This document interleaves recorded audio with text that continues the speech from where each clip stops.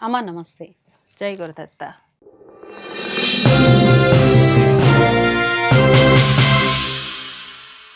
అంటే శ్రీపాద వల్లభుడిని 16 అడుగులు నిర్మించబోతున్నారని చెప్పి విగ్రహం. ఎందుకు ఈ 16 అడుగులే? ఆ 16 సంఖ్యకి ఏమైనా విశిష్టత ఉందా? అవును తల్లి, శ్రీపాద శ్రీవల్లభ స్వామి ఆజ్ఞాపించడం జరిగింది 16 అడుగుల్లో నన్ను ప్రతిష్టాపన చేయమని చెప్పేసి. అయితే 16 సంఖ్యకి చాలా విశిష్టత ఉంది. మనం ఏదైనా దానం ఇచ్చేటప్పుడు కూడా 16 రూపాయలు, 116, 116, 1116 116 ఇలాగే కదా ఇస్తుంటాం.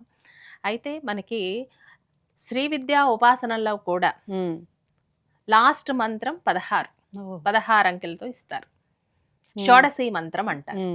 షోడశ కళా ప్రపూర్ణుడు ఆ లలితాదేవి, శ్రీపాద శ్రీవల్లభుడు ఇద్దరికి భేదం లేదు. ఇద్దరికి భేదం లేదు. షోడశ కళా ప్రపూర్ణుడు అంటే మనలో 16 కళలు ఉంటాయన్నమాట.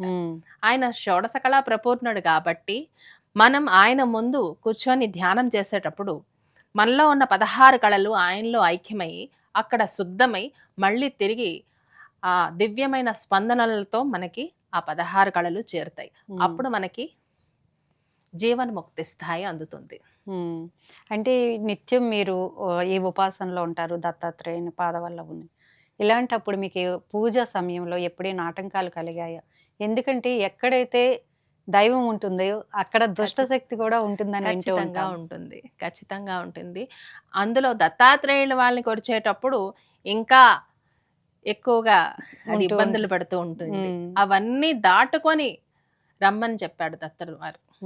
మన పురాణాల్లో కూడా దత్తాత్రేయ తంత్ర యోగ శాస్త్రాల్లో కూడా దత్తాత్రేయుల వారి గురించి రాసింది ఏంటంటే, ఇవన్నీ దాటుకొని చేరిన వాడే.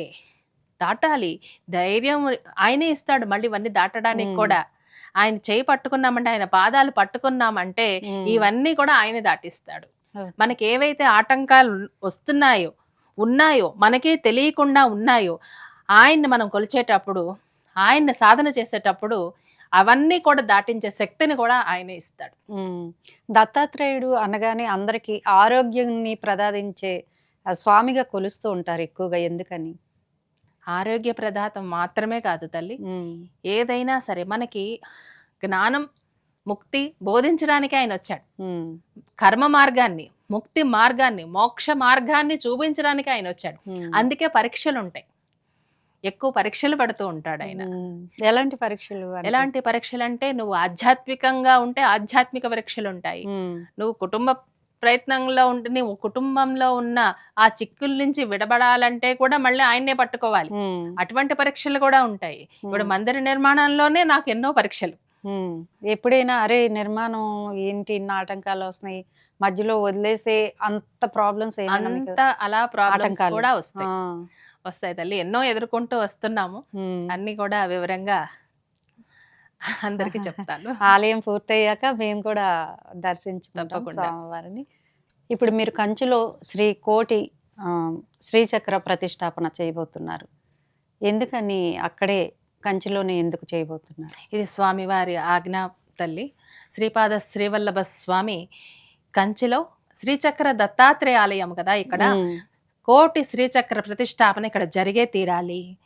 ఈ సత్యుగ స్థాపనకి, కలియుగం నుంచి జనులు కాపాడబడడం కోసం, సత్యుగ స్థాపన జరగడం కోసం, ఇక్కడ ప్రళయాలు ఆపడం కోసం ఇక్కడ కోటి శ్రీచక్ర ప్రతిష్టాపన కార్యక్రమం చేయమని చెప్పి ఆయన ఆదేశానుసారం ఈ కార్యక్రమం జరుగుతోందమ్మా. కోటి శ్రీచక్రాలని అక్కడ ప్రతిష్ఠిస్తాం.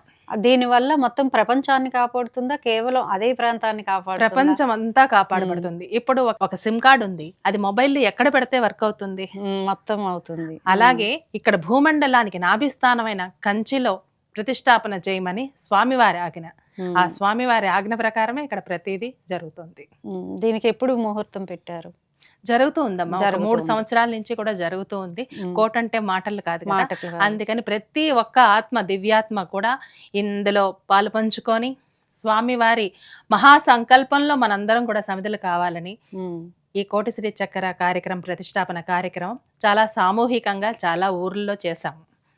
అన్ని ఊర్లో శ్రీచక్ర పూజలు చేసి ఆ శ్రీయంత్రాలన్నీ పట్టుకెళ్ళి అక్కడ కంచిలో ప్రతిష్టాపన చేయడం జరుగుతుంది. పీఠాధిపతుల్ని ఎవరినైనా ఆహ్వానిస్తారా? ఎట్లా జరుగుతుంది?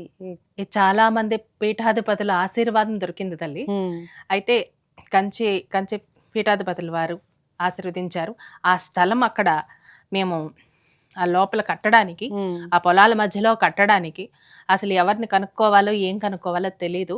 అప్పుడు కంచి స్వాముల వారిని మేము కలిసినప్పుడు మాకు అక్కడ కొంతమంది మనుషుల్ని ఇచ్చి వాళ్ళు పంపించారు. అక్కడ వివోని అందరినీ ఆ కరెంట్ వేయడానికి కానీ, ఆ రోడ్డు వేయడానికి కానీ అక్కడ వాళ్ళు సహాయ సహకారాలు అందాయి. దత్తుడు నీతో ఉన్నాడు, చేయిస్తున్నాడు, చెయ్యి అని చెప్పి వాళ్ళ ఆశీర్వాదాలు అందాయి. అలాగే గిరినార్ పీఠాధిపతి, గిరినార్ అనేది దత్తాత్రేయుల వారి మెయిన్ ప్లేస్ అది. అక్కడ దత్తాత్రేయుల వారు ఆ శిఖరం మీద 12,000 సంవత్సరాలు తపస్సు చేశారన్నమాట. వారి ఆశీస్సులు మాకు అందాయి.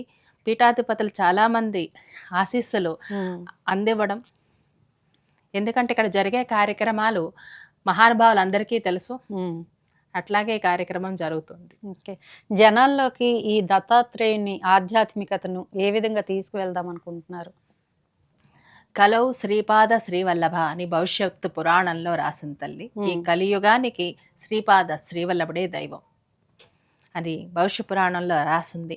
ఈ ఆధ్యాత్మికంగా ఎదగాలనుకున్నా, ఈ యోగపరంగా ఎదగాలనుకున్నా కూడా మనకి దారి చూపించడానికి, యోగ మార్గాన్ని, ముక్తి మార్గాన్ని, జ్ఞాన మార్గాన్ని బోధించడానికే ఈ దత్తాత్రేయుల వారి అవతారం వచ్చింది.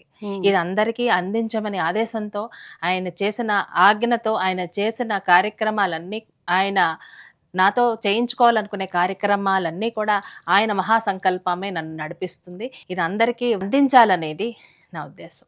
ఓకే అమ్మా, నమస్కారం. జై గురుదత్త.